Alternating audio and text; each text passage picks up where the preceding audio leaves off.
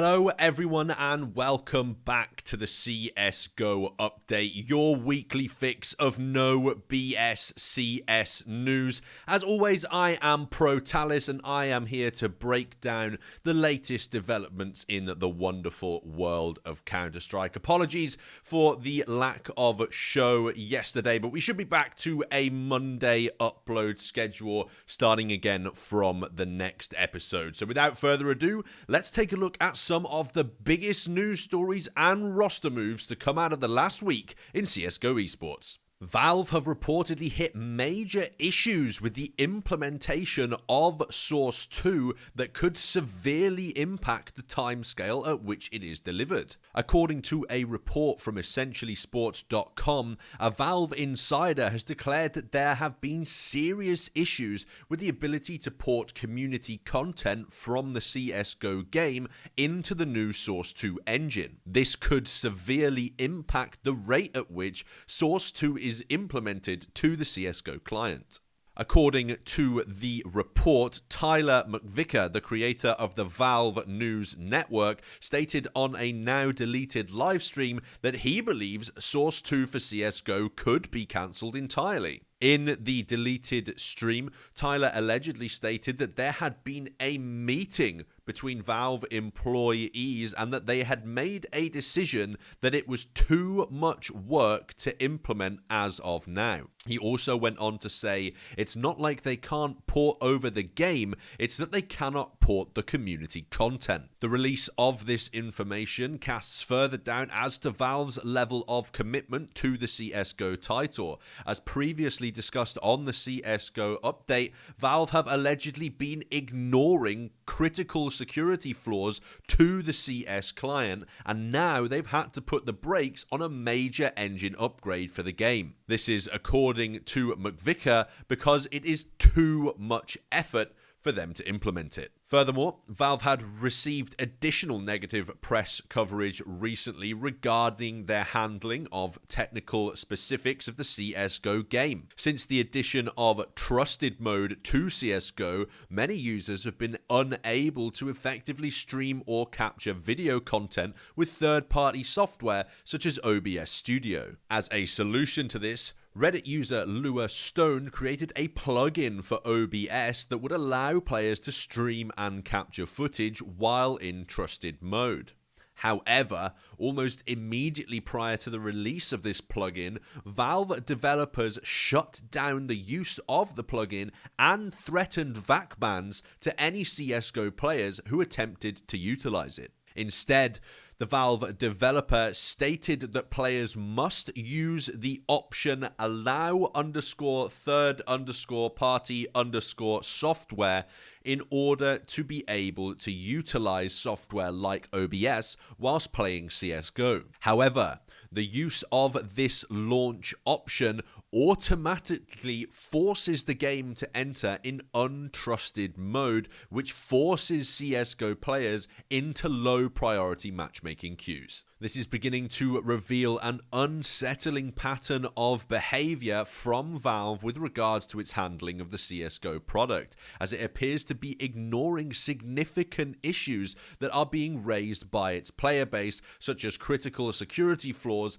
and now the trusted mode recording issue that has existed for well over a year. Finally, Valve have also now suspended its Source 2 overhaul, which many parts of the CSGO community believed would be a significant revitalization to the game. In 2021, CSGO has its first genuine competitor in the form of Valorant. Riot's FPS title has already absorbed much of the North American esports market for CSGO, and if Valve continue to neglect the CSGO product in this manner, it is very likely that we will start to see Valorant making gains in other esports markets as well. Outside of the Valve news, it was a huge week for roster week, so let's start by talking about the one that is on the tip of everybody's tongues. I am, of course, talking about how Device has left the Astralis organization in a shock move to the Swedish esports organization Ninjas in Pyjamas. The legendary Danish AWPer completed the move last Friday for a rumoured 6.5 million Danish kroner, which translates to just over $1 million, which would make it one of the most expensive single roster moves in CSGO history. To most of the community, the move came as a huge shock as Device chose to break up the 8-year-long core of himself, Dupree, and Zipnix, which was the longest active core competing in all of CSGO. However, in this next step of his career,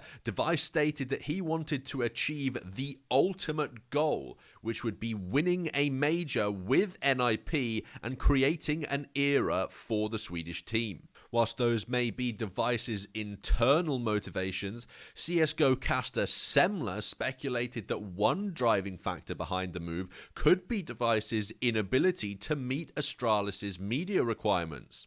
This would be due to Device living in Stockholm and being unable to regularly travel to Denmark to meet media requirements for things like press events and media days in the wake of the coronavirus pandemic. This has undoubtedly been a huge blow to the Astralis organization, with many pundits and media outlets suggesting that this could be the end for CSGO's greatest of all time team.